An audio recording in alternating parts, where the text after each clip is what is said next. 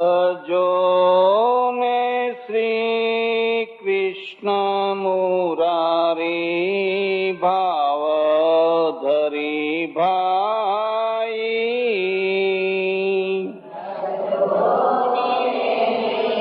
કૃષ્ણ મુરારી ભાવ ધરી ભાઈ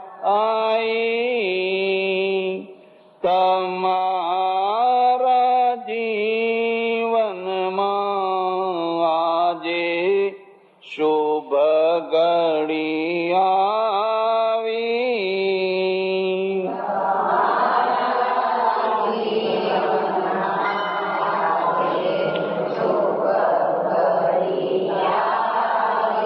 ભજો ને શ્રી કૃષ્ણ મુરારી ભાવ ધરી ભાઈ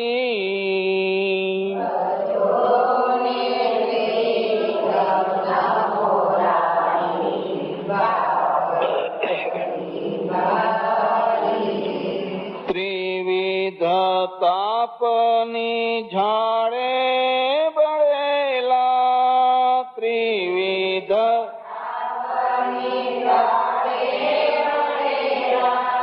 આકુળ વ્યાકુળ ખૂબ થયેલા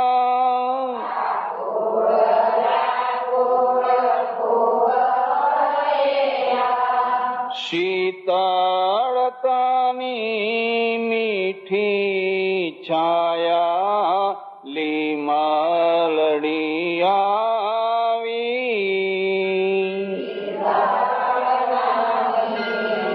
મીઠી છાયા લીમલડી આવી ભજો ને શ્રી કૃષ્ણ મુરારી ભાવ ધરી ભાઈ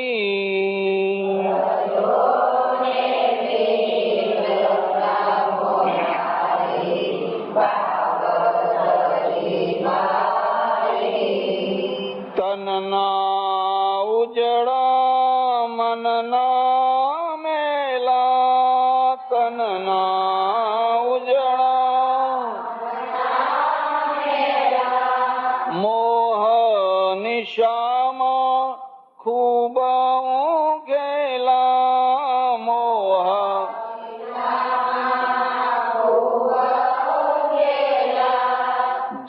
જાગીને જુઓ તો સામે જ્ઞાન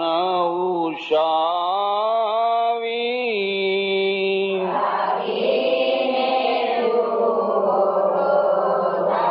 જ્ઞાન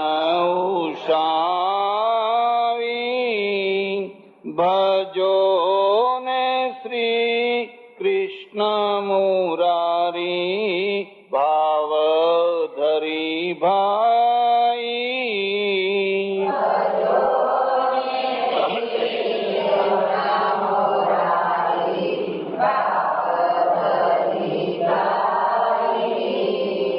પ્રીતના બંધન હોશે બાંધ્યા પ્રીતના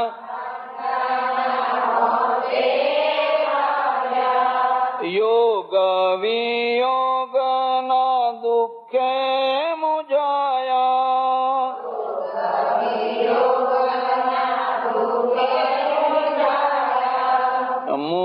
મુજારો દૂર કરવા આજે ઔષધિઓ આવી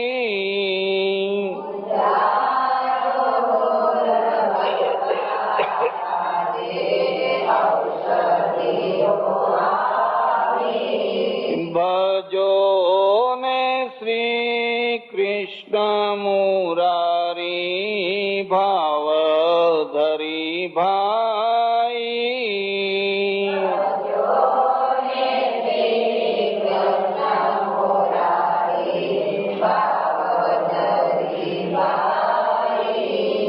કોણ કોનો છે સાચો સાથી સાથી કોણ કોનો છે? દુનિયા ડબલ દાંત નો હાથી, દુનિયા સાથી સાચો ઓળખવાની પુણ્ય પડો આવી.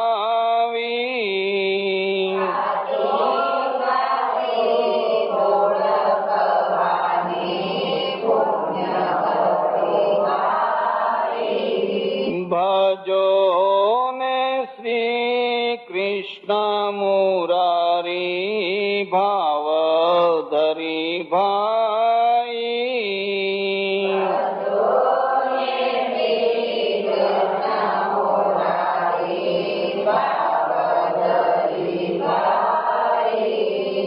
હાય હાય કરતા કરતા હાય હાય જીવન જીવ્યો મરતા મરતા.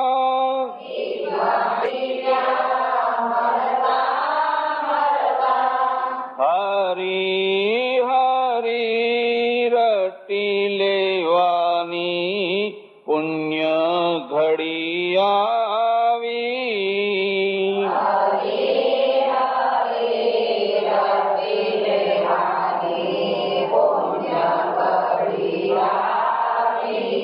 ભજો ને શ્રી કૃષ્ણ મુરારી ભાવ ધરી ભાઈ.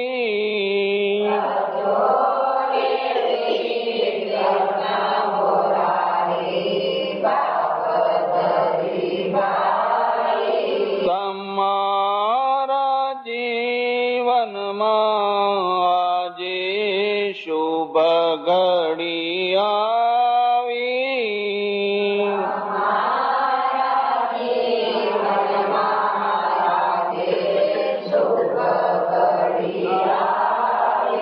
કૃષ્ણ કનૈયા રામચંદ્ર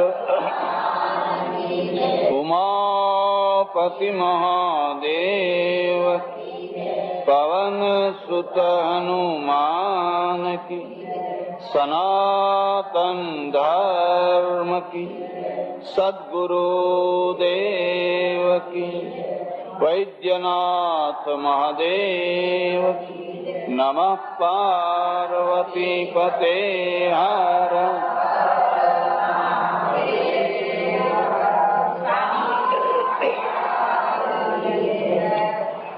અધિક માસનું નિમિત્ત કરીને તુલસી રામાયણના જુદા જુદા પ્રસંગોને માધ્યમ બનાવીને આપણા પોતાના જીવનના પ્રશ્નોની ચર્ચા ચાલી રહી છે. જરા વાતને સાંભળજો. પ્રાચીન કાળમાં આપણા જે ધર્મસ્થાનો હતા એને જુદા જુદા નામથી બોલાવવામાં આવતા. કોઈને આશ્રમ કહેવાય, કોઈને મઠ કહેવાય, કોઈને ધર્મસ્થાન કહેવાય, કોઈને ગાદી સ્થાન કહેવાય. તમે જોશો તો રામાયણ અને મહાભારત આ બંને પ્રાચીન ગ્રંથોની અંદર તમને ક્યાંય મંદિર જોવા નહીં મળે.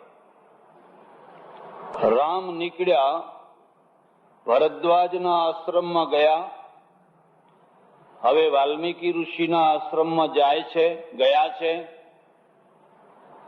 પણ એવું કોઈ જગ્યાએ નથી લખ્યું કે ભરદ્વાજ કે વાલ્મીકી ઋષિના આશ્રમમાં જઈ અને મંદિરમાં જઈને ભગવાને નમસ્કાર કર્યા, રામે નમસ્કાર કર્યા.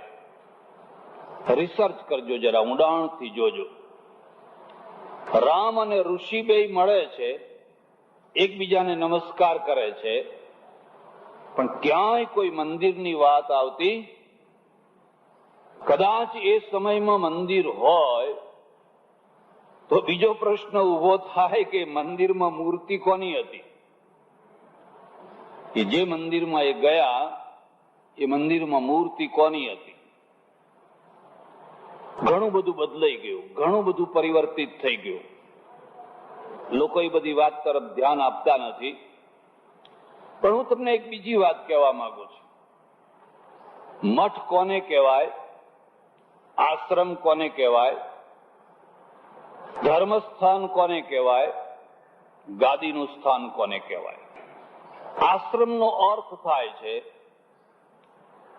જ્યાં જવાથી શ્રમ ઓછો થઈ જાય એનું નામ આશ્રમ. આંગ ઉપસર્ગ છે ઈશત અર્થમાં. જ્યાં બેસવાથી, જ્યાં જવાથી, જ્યાં ચર્ચા કરવાથી માણસના જીવનનો જે શ્રમ છે, થાક છે, એ ઓછો થઈ જાય, હળવો થઈ જાય, એનું નામ છે આશ્રમ. જે માણસ સંસારી જીવન જીવતો હોય અને એને થાક લાગે જ નહીં એવું ભાગ્યે જ બને. પતિ પત્ની બંને ગમે એટલા સારા હોય,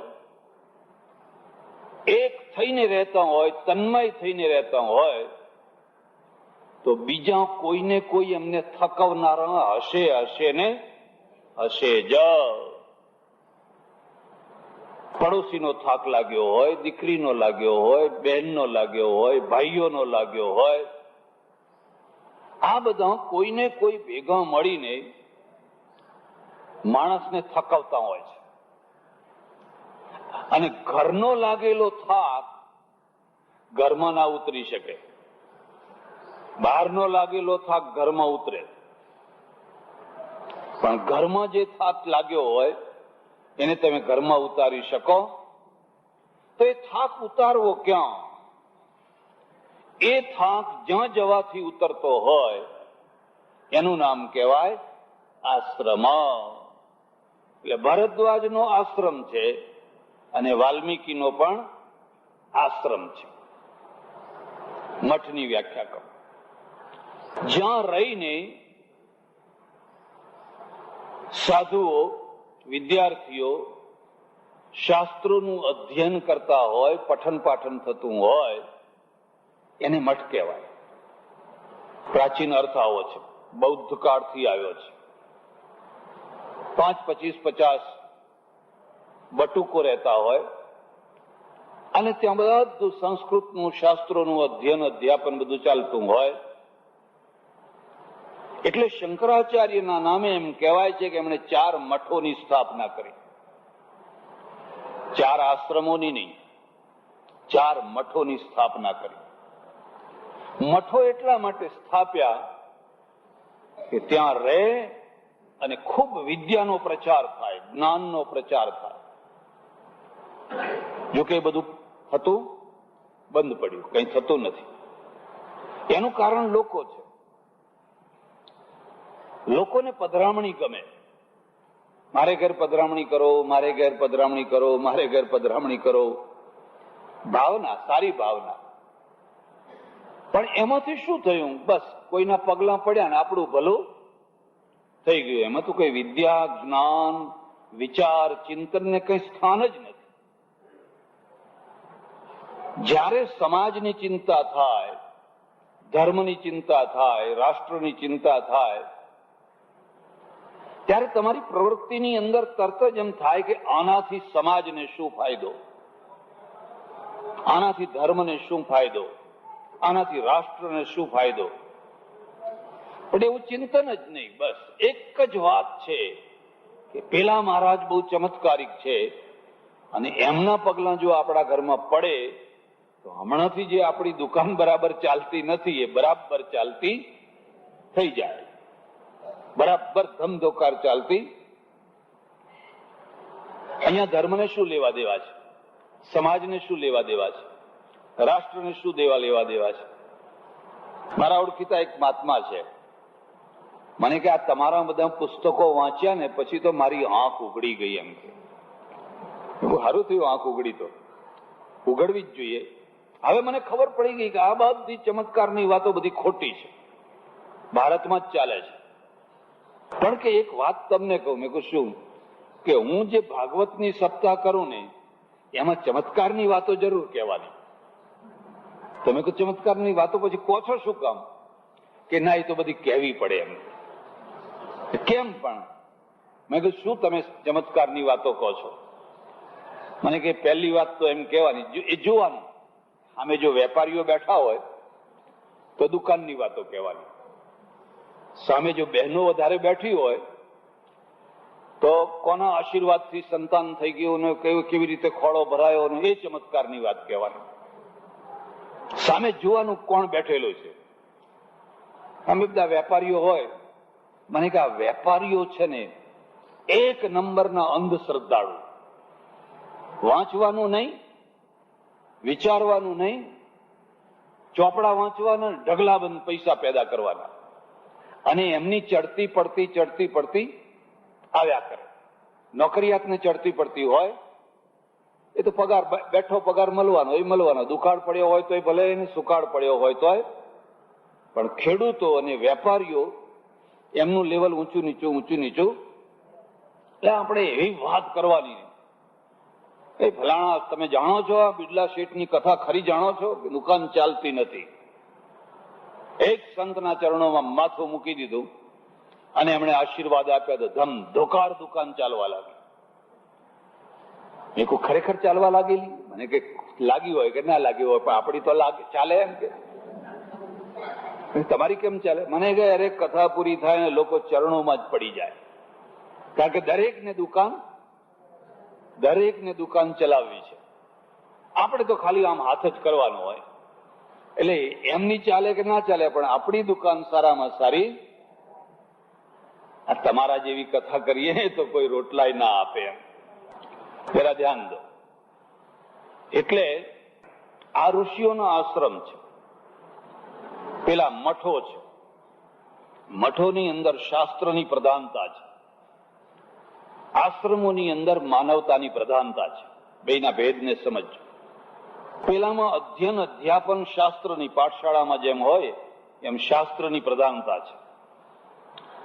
જ્યાં શાસ્ત્રની પ્રધાનતા હોય ત્યાં રૂઢિવાદ આવવાનો જ, આપોઆપ રૂઢિવાદ આવી જવાનો. અને જ્યાં માનવતાની પ્રધાનતા હોય ત્યાં માનવતાવાદ આવી જવાનો. બેના ભેદને તમે સમજો. એટલે તમે કોઈ બહુ મોટા મઠમાં જાઓ તો એ મઠની અંદર તમે જુઓ તો એટલી બધી રૂઢિઓ હોય, બેસવાની, ઉઠવાની, પાણી પીવાની, નમસ્કાર કરવાની, જાતની બધી રૂઢિઓ હોય. આખું તંત્ર રૂઢિઓમાં સપડાયેલું, ગૂંથાયેલું હોય. અને એ રૂઢિઓને કોઈ તોડી શકે? કારણ કે રૂઢિનું નામ જ ધર્મ બની ગયો છે. આશ્રમમાં શું છે? આશ્રમમાં માનવતા કેન્દ્રમાં છે. કારણ કે આવનાર જે માણસ છે એને થાક લાગ્યો છે, થાકેલો માણસ આવ્યો છે, હારેલો માણસ આવ્યો છે. કોઈને કઈ દુઃખ છે, કોઈને કઈ દુઃખ છે, કોઈને કઈ દુઃખ છે. આશ્વાસન આપો અને થાક ઉતરે, એક વાત થઈ. પણ એને બીજી ત્રીજી રીતે મદદ કરો. અમારા આશ્રમોનું આ નવું રૂપ છે. પહેલા આવું નતું. 56ના દુકાળમાં કેટલા માણસો પગ ઘસીને મરી ગયા, છોકરા વેચ્યા. પણ કોઈ આશ્રમે, કોઈ મઠે, કોઈ ધર્મસ્થાને એમને અનાજ પહોંચાડ્યું હોય તો મને બતાવજો. કોઈ અહીંયા એક દાણો અનાજ ના આપ્યો. એમની પાસે અઢળક પૈસો, અખૂટ પૈસો, પણ એવી સમજણ જ નહીં. એ સમજણ આ ખ્રિસ્તીઓ લાવ્યા. એમણે લોકોમાં જઈને સેવા કરવા માંડી. અનાથ બાળકો લઈ લે, પ્લેગ ફેલાયો હોય આખું છોકરું ઉપાડી લે, એને રાખે, ભણાવે, પરદેશ મોકલે, ડોક્ટર બનાવે, વકીલ બનાવે, આખું એનું જીવન બદલી નાખે. આપણે આમાંનું કશું કર્યું? જરા ધ્યાનથી સાંભળો. તમે મઠોમાં, મંદિરોમાં, ધર્મસ્થાનોમાં કેટલું સોનું ભેગું કર્યું, કેટલી ચાંદી ભેગી કરી, કેટલા મુગટ બનાવ્યા, કેટલા વાઘા બનાવ્યા, કેટલા. એક મંદિરમાં ગયેલો તો ભગવાનની જે મૂર્તિ હતી એના 2 હાથમાં 2 રાડો ઘડિયાળ અને 2 પગમાં પછી 2 ઘડિયાળો. એટલે સાધુ મારી સાથે આવે બતાવવા, અને બહાર છે ને તે આવડું મોટું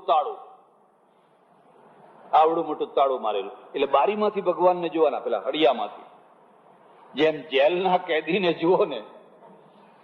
મેં કહ્યું, ભગવાન તારા નસીબ ફૂટ્યા, તું આ અનાળીઓના હાથમાં આવી ગયો. તે મેં પૂછ્યું, જે સાધુ મને બતાવવા આવેલા દર્શન કરાવવા માટે, મેં કહ્યું આ હાથમાં ઘડિયાળ છે એ તો જાણે સમજ્યા કે એક હાથમાં ભારતનો ટાઈમ હોય, એક હાથમાં ફોરેનનો ટાઈમ હોય, એ ભગવાનને. પણ આ પગમાં કેમ ઘડિયાળ બાંધ્યા છે? મને કે શું કરીએ, આ ફોરેનમાંથી બધા ભક્તો આવે ને તે કઈ ને કઈ ભગવાનને ચડાવવાનું લાવે, એટલે હવે હાથમાં ચડાવવાનું પૂરું થયું તો પગમાં બાંધ્યા. એના કરતા કોઈ વિદ્યાર્થીને ભેટ આપી હોત તો બિચારો વિદ્યાર્થી ટાઈમ તો જોઈ શકે ને. વિદ્યાર્થીને ભેટ આપીએ તો આ લોકો આપતા બંધ થઈ જાય. આ તો ભગવાન માટે છે, વિદ્યાર્થી માટે, જેને ટાઈમની જરૂર નથી, જે કાળ રૂપ છે, મહાકાળ રૂપ છે, જેને ઘડી પરની ખબર છે, એને લોકો ઘડિયાળ ભેટ આપે છે. જેને જમવું નથી, જેને ભૂખ લાગતી નથી, જે આખી દુનિયાને જમાડે છે, એના આગળ લોકો 36 પકવાન મૂકે છે. અને જ્યાં ભૂખ લાગે છે, કડકડતી ભૂખ લાગી છે, ત્યાં કોઈ લુખો રોટલો, વધેલો રોટલો એ આપવા તૈયાર. તમે આ પ્રાચીન કાળના આશ્રમોમાં જોજો, કેમ આશ્રમમાં મંદિર નથી. એમ નથી કે ભાઈ આ રામ જઈને પેલા મંદિરમાં પગે લાગ્યા ભરદ્વાજ ઋષિના ત્યાં કે વાલ્મીકી ઋષિના ત્યાં, એવું ક્યાંય આવતું નથી. આવે છે શું? બસ એ ઋષિને પગે લાગ્યા, બેઠા, પછી બંને રહ્યા, ક્યાંય ચર્ચા નથી આવતી. એટલે આશ્રમનો અર્થ કરવામાં આવ્યો એવી સંસ્થા જે દીન, દુખિયા, લાચાર, ગરીબ માણસોને હૂંફ આપે, ઓથ આપે, ટેકો આપે. કલકત્તામાં દક્ષિણામૂર્તિમાં રામકૃષ્ણ પરમહંસ થયા. રામકૃષ્ણ પરમહંસે એમના સાધુઓને કહ્યું, વિવેકાનંદને કહ્યું, જો લુખ્ખું વેદાંત કોઈને સંભળાવીશ નહીં, આત્મા ખાતો નથી, આત્મા આવતો નથી, આત્મા જતો નથી, આત્મા આમ નથી કરતો, આખો દિવસ ખોટી લુખી વાતો કર્યા કરે.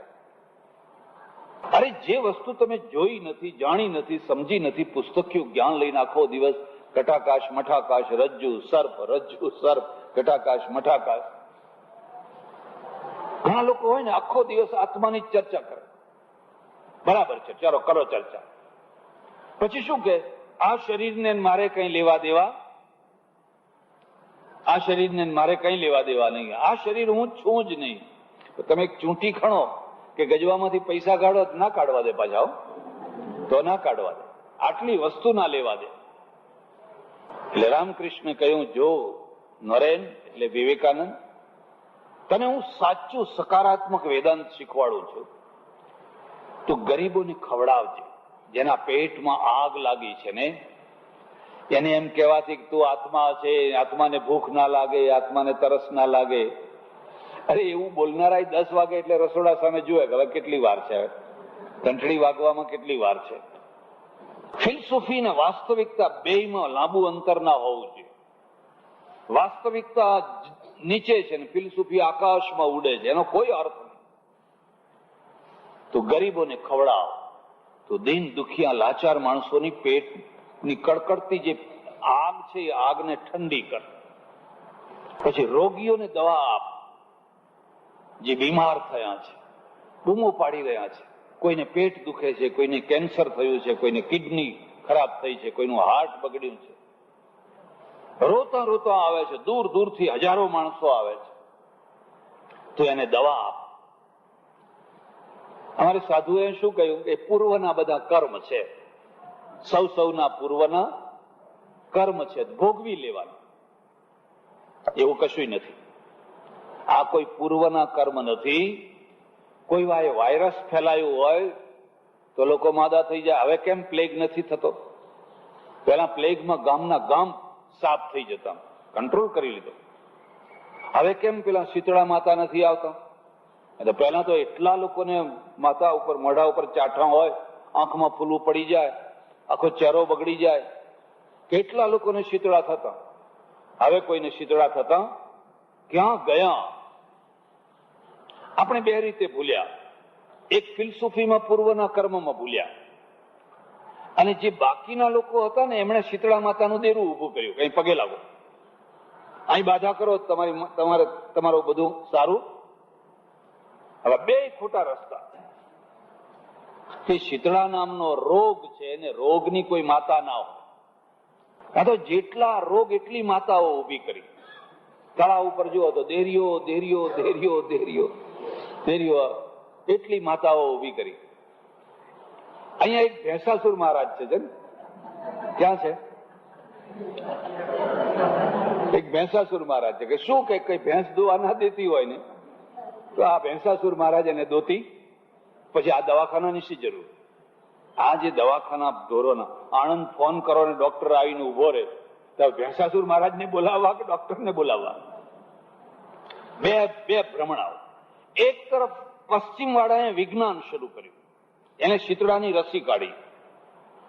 વર્ષો સુધી એના પાછળ મંડ્યા રહ્યા અને પછી રસી નીકળી અને એ રસી મૂકો, બચપણમાં મૂકો, બસ પછી કોઈ દાડો તમને શીતળા ના થાય.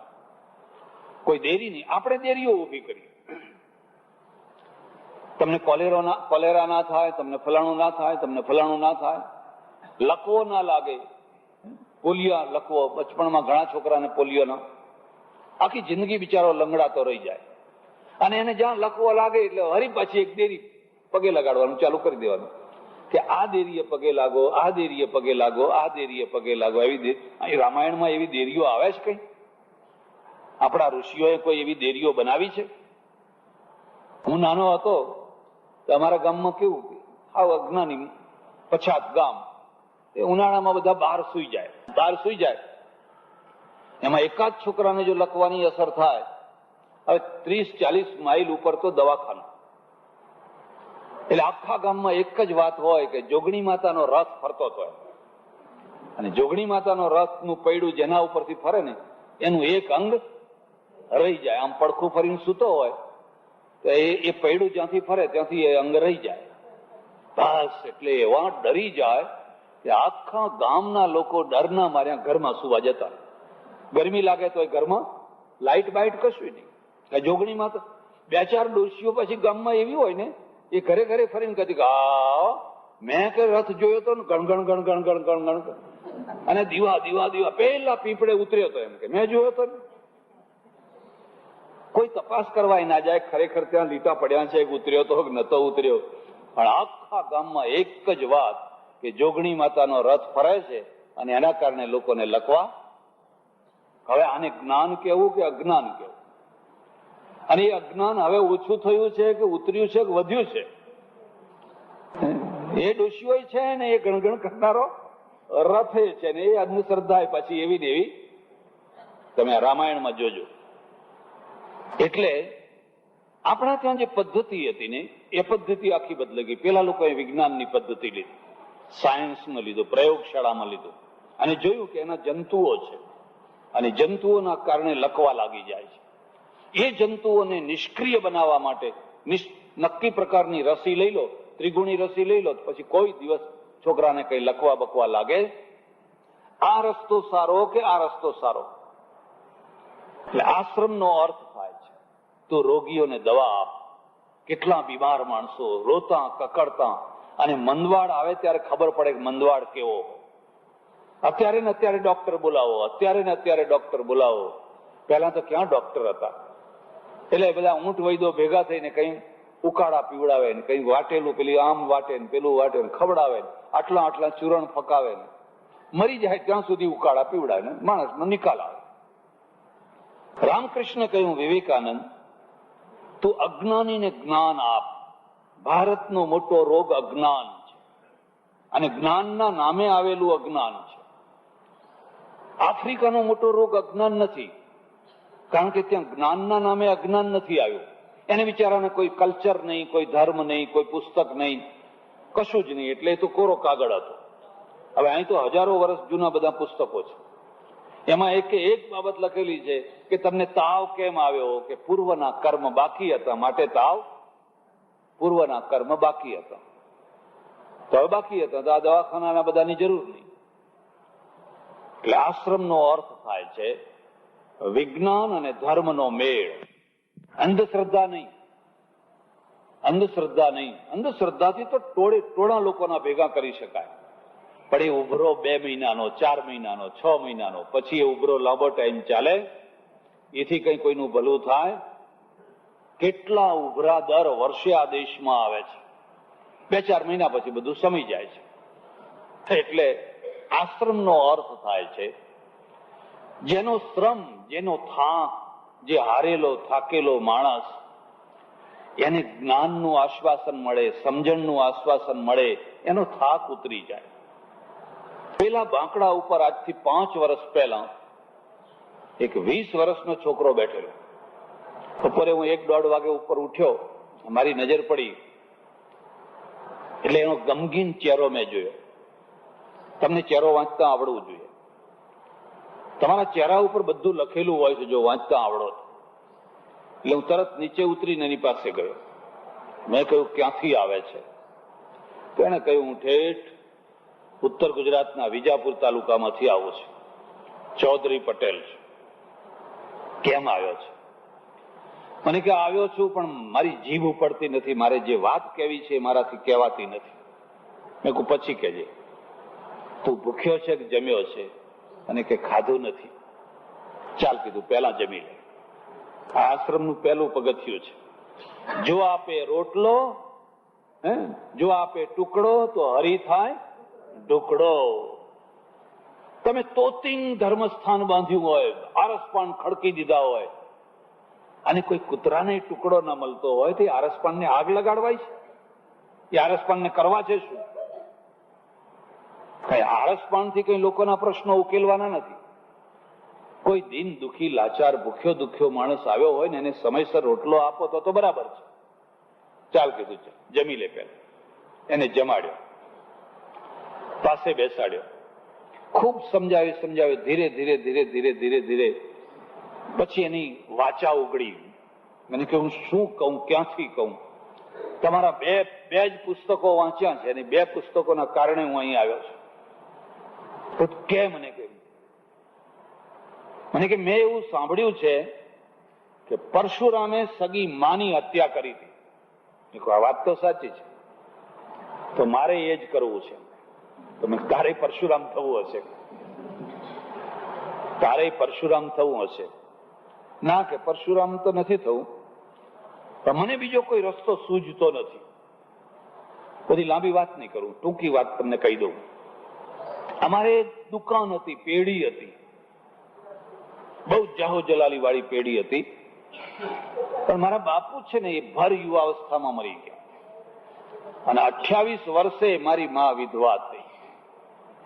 પણ મુનિમ સારો હતો, વાણિયો હતો ને બહુ સારો ખાનદાન હતો. એને અમારી પેઢી સંભાળી લીધી, સાચવી લીધી.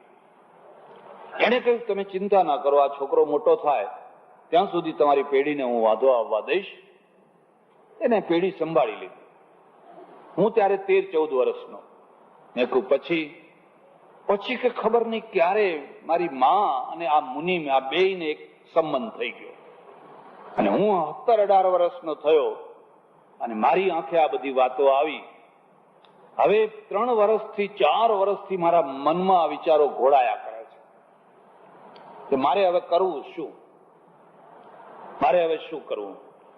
છેલ્લા 3-4 દિવસથી એક જ વિચાર આવે છે કે માની હત્યા કરી નાખો, માને મારી નાખો.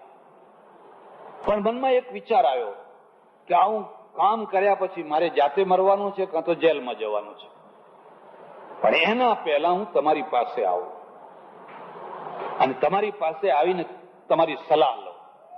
આ એક બીજી વાત યાદ રાખજો, તમે સારામાં સારું કામ કરો કે ખોટામાં ખોટું કામ કરો, પણ એક માણસ એવો રાખજો જે તમને સાચી સલાહ આપે.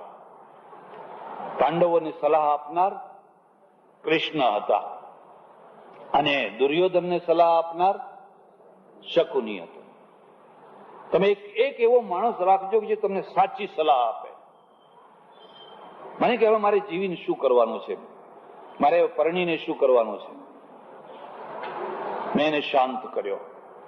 મેં એને એક પ્રશ્ન પૂછ્યો, જે ભૂલ તારી માથી થઈ છે એ જ ભૂલ તારાથી થઈ હોય, માન કે તું કોઈ બીજી જગ્યાએ કે ત્રીજી જગ્યાએ આડો અવળો ફસાઈ ગયો હોય અને મોડો આવે ના આવે આવું બધું તું કરે તો તારી માં શું કરે? તારી હત્યા કરે? તને મારી નાખે?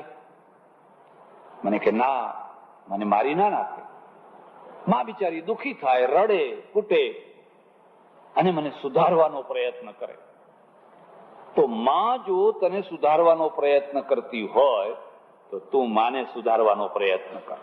તને મારી નાખવાનો અધિકાર? અરે એ તો ભર યુવાવસ્થામાં વિધવા થઈ છે અને આ સંપર્ક છે. પેલોય માણસ સારો હશે, આ એ સારી હશે, પણ આ સંપર્કમાંથી ઘસડાતા ઘસડાતા આ પરિસ્થિતિએ બંને પહોંચી ગયા છે.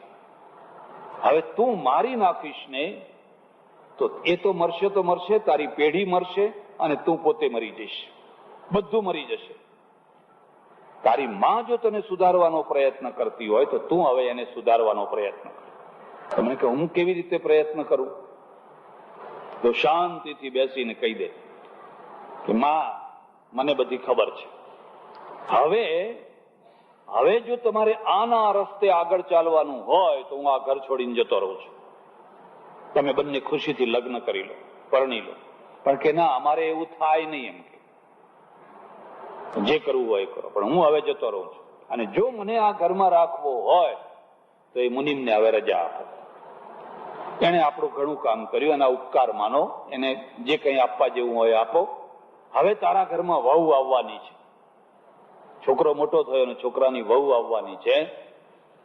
તો હવે તું જો આખું તારું જીવન બદલી નાખતી હોય, સુધારી નાખતી હોય તો હું આ ઘરમાં રહેવા તૈયાર છું. નહીં તો મારે આ ઘરમાં હવે રહેવું. 3 કલાક મેં અહીં બેસાડીને એને સમજાવ્યો અને સમજાવીને વિદાય કર્યો. મેં કીધું, ખબરદાર, પાણી હાથમાં લે, કોઈ દિવસ આવું કામ ના કરીશ. એ ગયો.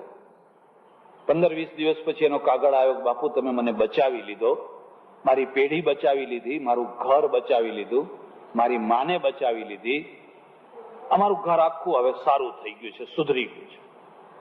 આ આશ્રમ કહેવાય. આશ્રમનો અર્થ થાય છે કે જ્યાં લોકોના પ્રશ્નો હોય અને પ્રશ્નોની અંદર લોકો દબાઈ મરતા હોય, પીસાઈ મરતા હોય, આત્મહત્યા કે હત્યા સુધી પહોંચી ગયા હોય, તો એમાંથી કંઈક રસ્તો કાઢી આપે, કંઈક રસ્તો નીકળે એવી જગ્યા, એનું નામ આશ્રમ કહેવાય.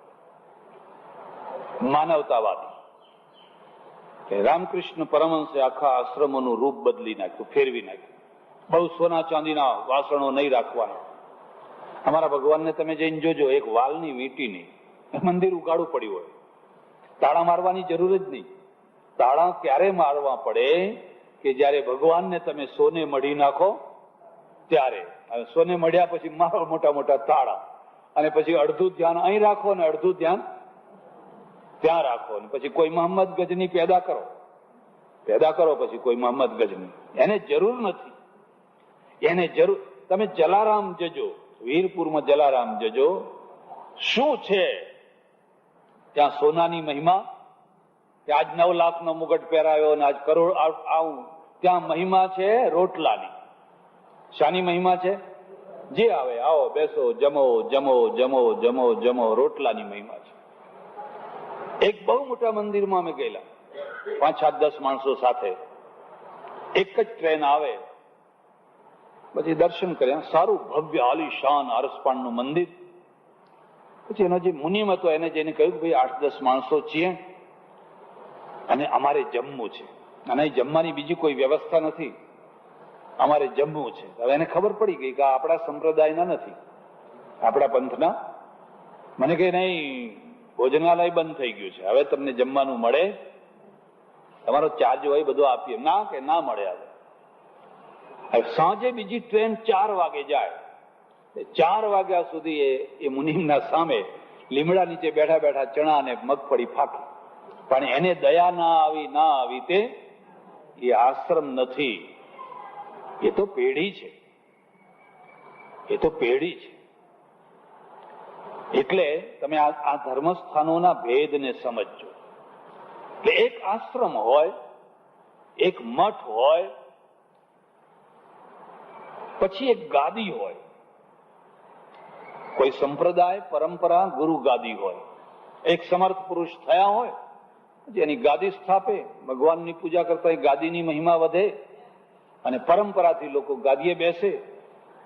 આવી જગ્યાએ એક જ અપેક્ષા હોય કે આપણું ટોળું કેમ મોટું થાય, આપણું ટોળું કેમ મોટું થાય. મોટું ટોળું કરવું હોય તો ગાદીના ચમત્કાર ફેલાવા જોઈએ.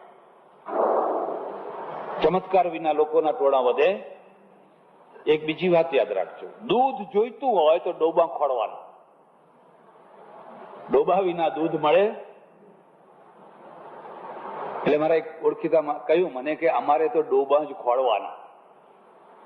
એના મગજ ના હોય ને, બાવલું મોટું હોય ને, દોઈ લેવાના.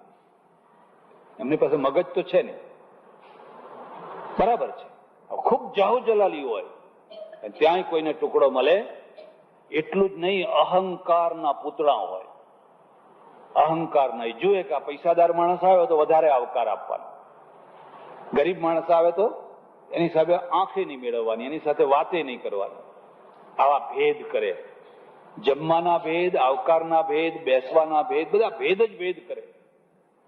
આ બધા ભેદ છે.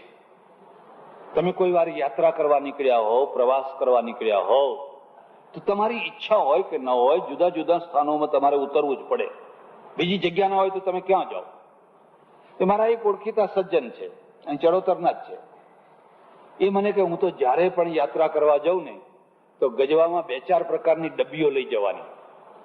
એક કંકુની, એક કેસરની. જ્યાં કંકુ લગાડવાની જરૂર પડે ત્યાં કંકુનું ટીલું કરવાનું, જ્યાં કેસર લગાડવું પડે ત્યાં.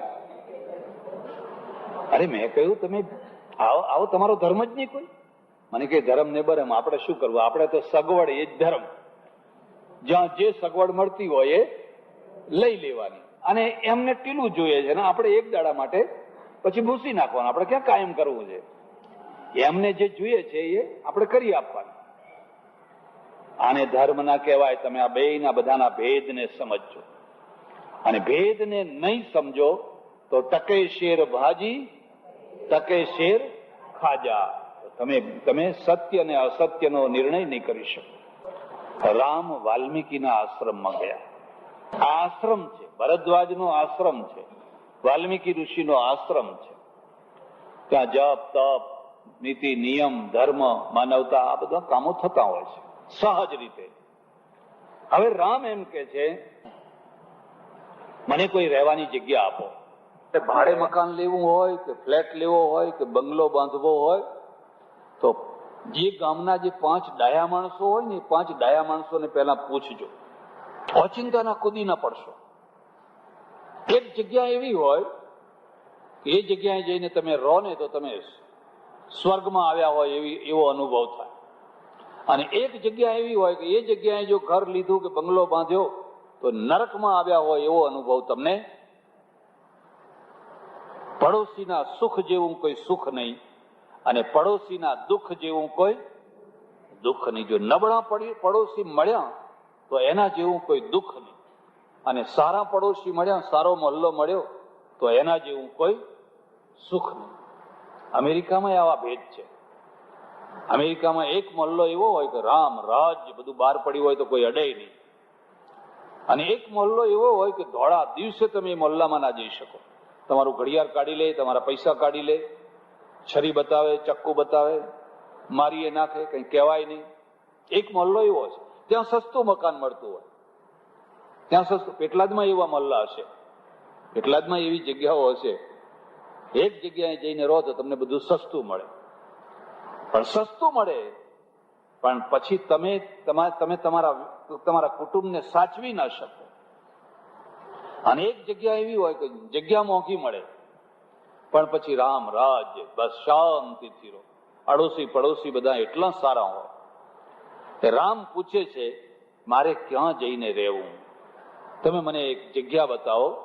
કારણ કે તમે અનુભવી છો, હું તો નવો માણસ છું, અજાણ્યો માણસ છું. એટલે પહેલા તો વાલ્મીકી ઋષિએ છે ને એનો આખો જુદો અર્થ કર્યો, અને જુદો અર્થ કરીને કહ્યું કે જે ગ્રસ્થાશ્રમ આવો હોય, જે માણસ સારો હોય, જે આવું હોય, એનો હૃદયમાં વસો, એના કાનમાં વસો, એની આંખમાં વસો, એના ઘરમાં વસો. એકે એક ચર્ચા કરી છે, એકે એક ચર્ચા કરી છે. અને પછી છેવટમાં કહ્યું છે કે જો રામ તમારે 14 વર્ષ સુધી જો જંગલમાં વનમાં વસવું હોય ને વનવાસ કરવો હોય તો અહીંથી થોડે દૂર ચિત્રકૂટ નામની જગ્યા છે, અને ત્યાં મંદાકિની નામની નદી છે. એ મંદાકિની નદીના કિનારે અત્રિ અને અનસૂયા એ ઋષિ અને ઋષિ પત્ની બંને રહે છે. બહુ સમર્થ અત્રિ છે ને બહુ સમર્થ અનસૂયા છે. એ અનસૂયા એટલો સમર્થ છે કે બ્રહ્મા વિષ્ણુ મહેશને બાળકો બનાવી દીધેલા, નાના નાના બાળકો બનાવી દીધેલા. કિંવદંતી છે, આ કોઈ ઇતિહાસ નથી, ઘટના નથી, પણ ઘટના વિના પણ ઘટનાનું તત્વ કહેવાના પાછળનો હેતુ છે, એના પાછળનો હેતુ છે. તમારે 14 વર્ષ સુધી જો જંગલમાં વનમાં વસવું હોય ને વનવાસ કરવો હોય તો અહીંથી થોડે દૂર ચિત્રકૂટ નામની જગ્યા છે, અને ત્યાં મંદાકિની નામની નદી છે. એ મંદાકિની નદીના કિનારે અત્રિ અને અનસૂયા એ ઋષિ અને ઋષિ પત્ની બંને રહે છે. બહુ સમર્થ અત્રિ છે ને બહુ સમર્થ અનસૂયા છે. એ અનસૂયા એટલા સમર્થ છે કે બ્રહ્મા વિષ્ણુ મહેશને બાળકો બનાવી દીધેલા, નાના નાના બાળકો બનાવી દીધેલા.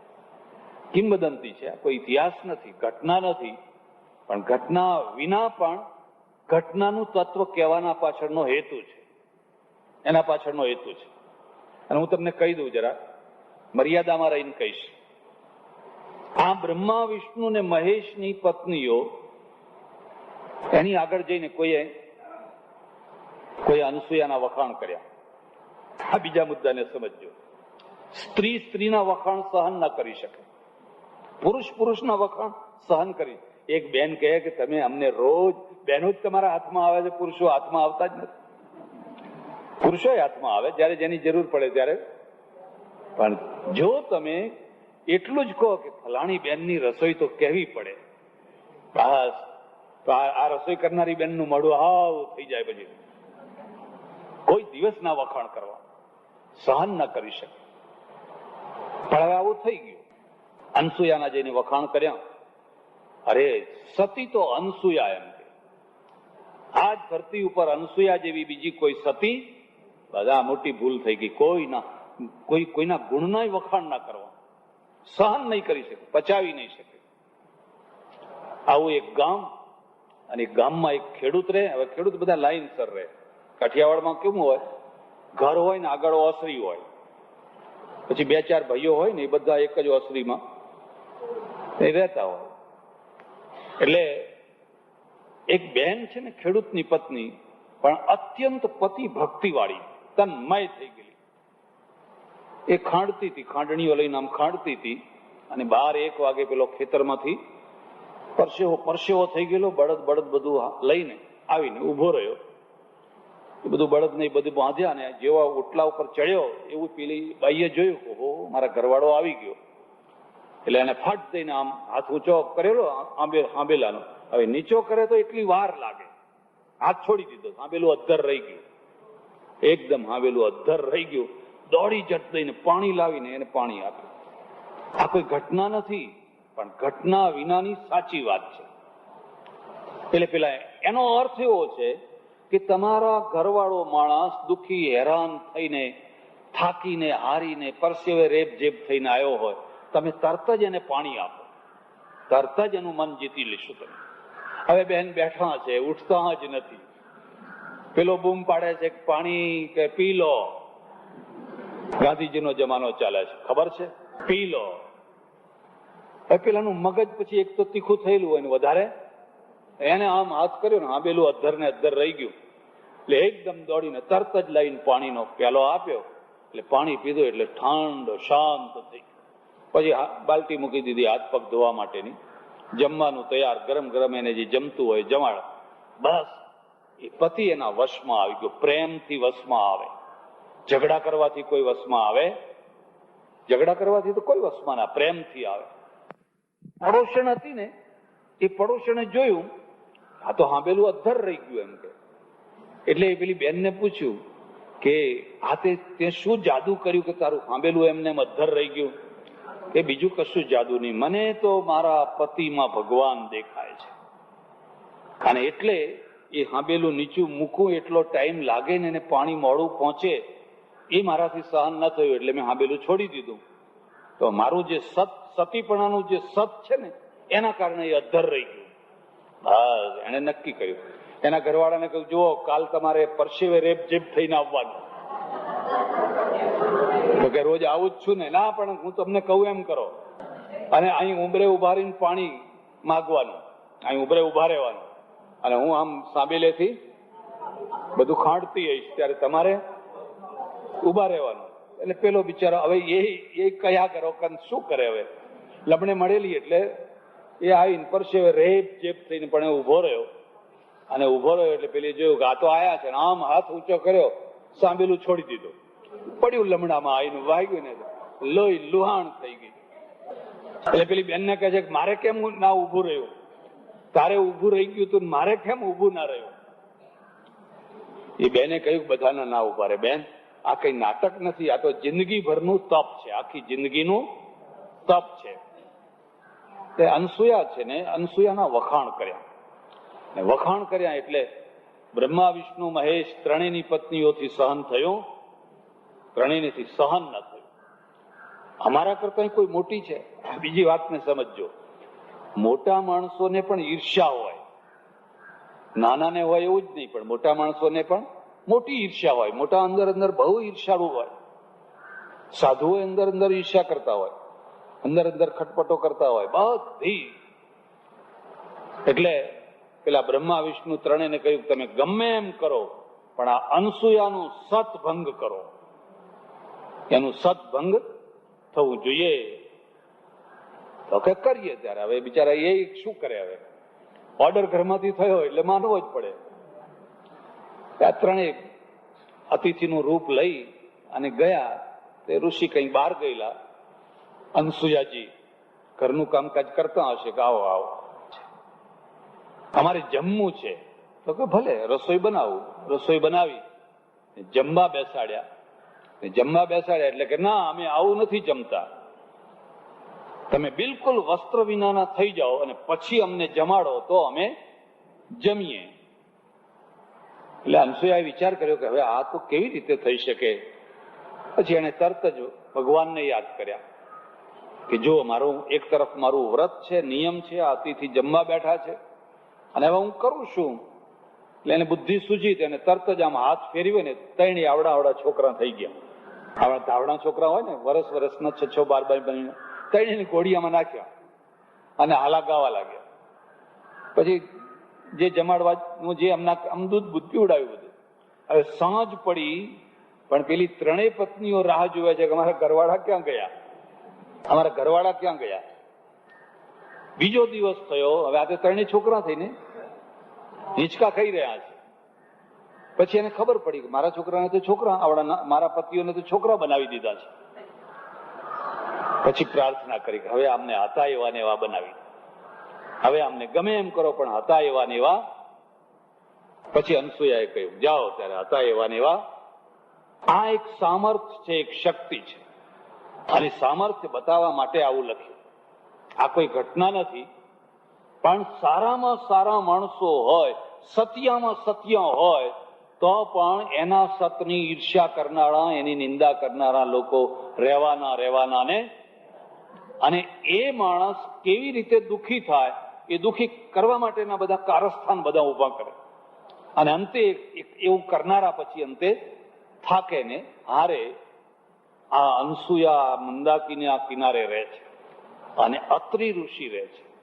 અને અત્રિ અને અનસુયાના પુત્ર તરીકે જે અવતર્યા એનું નામ થયું દત્તાત્રેય. દત્ત ભગવાન.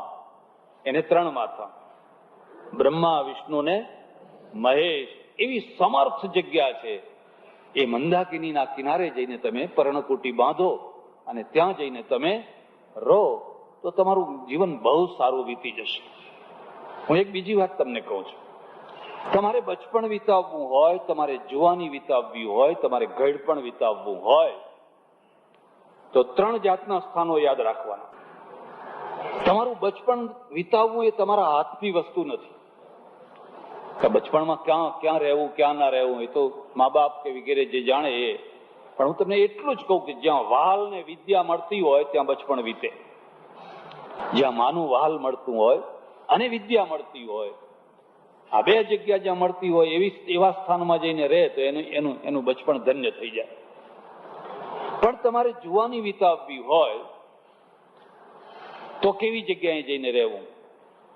હવે તમે લોફર, લુચ્ચા, લફંગા, ફલાણા એવા માણસોની વચ્ચે જઈને રહો તો તમારું જીવન બરબાદ થઈ જશે. એક બીજી વાત પણ યાદ રાખજો, કવચ વિના કદી પણ જીવન સુરક્ષિત રહેતું હતું. પુરુષને 1 કવચ જોઈએ અને સ્ત્રીઓને 10 કવચ જોઈએ. પુરુષને 1 કવચ હોય તો ચાલે, પણ સ્ત્રીને 10 કવચ જોઈએ. અને જો એ કવચ ન હોય તો જીવન ધૂળધાણી થઈ જાય. તુલસીદાસે લખ્યું છે, વરસાદ થયો છે અને ફૂટી કિયારી, પેલી ખેતરની ક્યારી હતી ને એની પાળ તૂટી ગઈ. પાળ તૂટી ગઈ એટલે ભરેલું પાણી હતું એ બધું, અને પેલા આટલું તૂટ્યું હોય ને, પણ જેમ જેમ પાણી આવે એમ એ મોટું થતું જાય. તળાવની પાળ તૂટે તો પછી આખું ગામ ભેગું થાય તો એ પાળને રોકી શકે? પાણીનો વેગ વધતો જાય. હવે ઉપમા આપે છે, જીમી સુતંત્ર ભય બિગરહી નારી.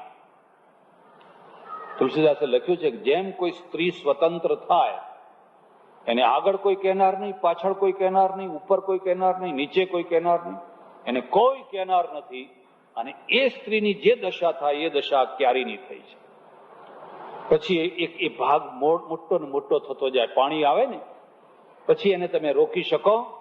પાળને પેલો પાવડો ભરીને માટી નાખે ત્યાં તો 2 પાવડા માટી ધોવાઈ જાય. વળી બીજો પાવડો લેવા જાય ત્યાં સુધી તો 2 પાવડા વધારે ધોવાઈ જાય. જીમી સુતંત્ર ભય બિગરહી નારી. એટલે શું કરવાનું કે કોઈની ઓથ નીચે, કોઈના હાથ નીચે, કોઈના આદેશ નીચે, કોઈની વાડ નીચે, કોઈના કવચ નીચે જો એ જીવન જીવે તો એનું જીવન ધન્ય થઈ જાય. અને એમ છે કે મારે હવે કોઈના બાપની પડી, મારે 5000 પગાર આવે છે, મારે કોઈના બાપની પડી નથી, મારે જેમ કરવું હશે એમ કરીશ. પાછળથી એની જિંદગી બહુ ભૂંડી થઈ જતી હોય છે, બહુ દુખી થતી હોય છે. પણ તમારે પાછલી જિંદગી એટલે વૃદ્ધાવસ્થા કાઢવી હોય અને આવક ઓછી હોય, જે કંઈ ભેગું કરેલું હોય એમાંથી જ જીવવાનું હોય તો પહેલી વાત તો એક યાદ રાખજો કે કદી પણ મોંઘા શહેરમાં રહેવું, રિટાયર્ડ લાઈફ હંમેશા સસ્તી જગ્યાએ કાઢવી. રિટાયર્ડ લાઈફનો અર્થ જ થાય છે, તમે મોંઘા શહેરમાં કોણ રહે? જેને વેપાર, ધંધો, નોકરી કરવી હોય એને રહેવું પડે. આટલી જગ્યાના આટલું ભાડું હોય. પણ તમે એવી જગ્યાએ જતા રહો કે જ્યાં લાઈફ સસ્તી હોય, મકાન સસ્તા હોય, જમીન સસ્તી હોય, કામવાળી સસ્તી હોય, પાણી સસ્તું હોય, લાઈટ સસ્તું હોય, શાકભાજી સસ્તું હોય, એવી જગ્યાએ જતા રહો. એક બીજી વાત પણ યાદ રાખજો, જ્યાં લાઈફ મોંઘી હોય ને ત્યાં બહુ ગતિ હોય. ગતિ એટલે દોડ હોય, આખો દિવસ લોકો દોડ કરતા હોય, 1 મિનિટની કોઈને ફુરસદ ના હોય. કારણ કે લાઈફમાં બહુ મોટી સ્પીડ આવી. મુંબઈની લાઈફ તમે જઈને જોજો. હવે તમે 10 માણસ જઈને મહેમાન બનીને ઉતર્યા છો, તમારે અમેરિકા જવું, અરે ના ઉતરાય કોઈના ઘરમાં. એને રોજ દુકાને ધંધે જવું હોય, તમારા માટે બેસી રહે એમને. પણ મૂર્ખા માણસો હોટલમાં ના ઉતરે, કોઈના ઘેર જ જઈને ઉતરે. હવે એને બિચારાને સંડાસની હરકી વ્યવસ્થા ના હોય, બાથરૂમની વ્યવસ્થા ના હોય. પરદેશમાં કદી આવું ના ચાલે, હોટલમાં જ ઉતરવું પડે. લાઈફમાં સ્પીડ છે એટલે કોઈને તમારા માટે અડધો કલાક બેસી રહેવાનું પણ કોઈને પાલવે. એને 11 વાગે ઓફિસમાં જવાનું છે, ટાઈમસર મિલમાં જવાનું છે, તમારા આગળ બેસે કોણ? ત્યાં લાઈફ સ્પીડમાં છે. અને જ્યાં સસ્તું છે ને ત્યાં સ્લો લાઈફ છે, ધીમી લાઈફ છે. એટલે 2 કલાક બેસો તો એવા હવા, 4 કલાક બેસો તો એવા હવા. કોઈ મહેમાન આયા, આવો ખાટલા ઉપર બેસો. કારણ કે લાઈફ છે ને એ મંદ ગતિથી ચાલે છે. જેને રિટાયર્ડ લાઈફ કાઢવી હોય એને હંમેશા જ્યાં સસ્તું ચાલતું હોય ત્યાં જઈને રહેવું. એક બીજી વાત પણ યાદ રાખજો, જ્યાં સસ્તું જીવન હશે ને ત્યાં ભાવના વધારે હશે, અને જ્યાં મોંઘું જીવન હશે ને ત્યાં આર્થિકતા વધારે હશે. તમે અમદાવાદમાં જઈને જુઓ તો અમદાવાદનો એક આ તો જોક છે, અમદાવાદમાં સારા નરસા બધા પ્રકારના માણસો રહે, પણ અમદાવાદનું એક પહેલું ગણિત એ કે એમાં મને શું મળ્યું. ખ્યાલ આવ્યો? એમાં મને શું મળ્યું, બસ આ મને શું મળ્યું એ એનું પહેલું સૂત્ર છે. એવા એક ડોહા અને ટ્રેનમાં કાઠિયાવાડમાંથી બેસીને આવેલા ને અમદાવાદના સ્ટેશને ટ્રેન ઉભી રહી, પણ પેલું આમ રાત ને એવું ને બરાબર સૂઝ્યું નહીં, એટલે એને એક માણસને બોલાવીને કે ભાઈ આ કયું સ્ટેશન છે? તો કાકા કે રૂપિયો આપો તો બતાવું. આ કયું સ્ટેશન છે? કે રૂપિયો આપો તો. ના ના ના કે હવે બતાવવાની જરૂર નથી, ખબર પડી ગઈ કે અમદાવાદ જ છે. કારણ કે અમદાવાદ વાળા જ રૂપિયો માગે, બીજા કોઈ રૂપિયો માગે. મારા ઓળખીતા એક સાહિત્યકાર છે, બહુ મોટા સાહિત્યકાર છે, મને કે અમદાવાદમાં અમારે કાર્યક્રમ કરવો હોય ને આખો હોલ રાખ્યો હોય અને લોકોને મફત ટિકિટ મોકલીએ ને તોય ના આવે. અરે પૂછ્યું કે ટિકિટ મફત મોકલી હતી કેમ ના આવ્યા? પણ કે રિક્ષાનું ભાડું તો થાય ને, કે ટિકિટ મફત મોકલી પણ કઈ રિક્ષા વાળો થોડો મફત લઈ જાય છે.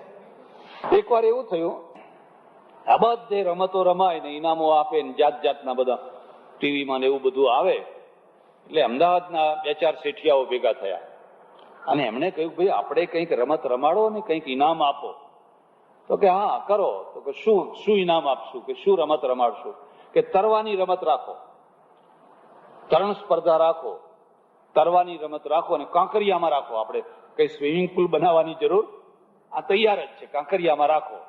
પછી તો કહ્યું કે કાંકરિયામાં ત્યારે સસ્તો જમાનો, પણ શરત એ રાખી કે જે વહેલો નીકળશે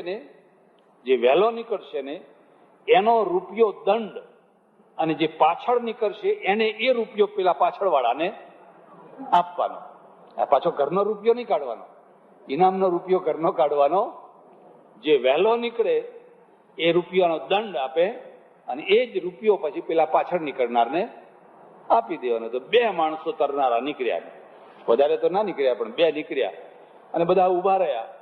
એકે વહેલો ના નીકળ્યો, 2 ડૂબી ગયા ત્યાં સુધી તર્યા. કારણ કે વહેલા નીકળીને રૂપિયો આપે કોણ?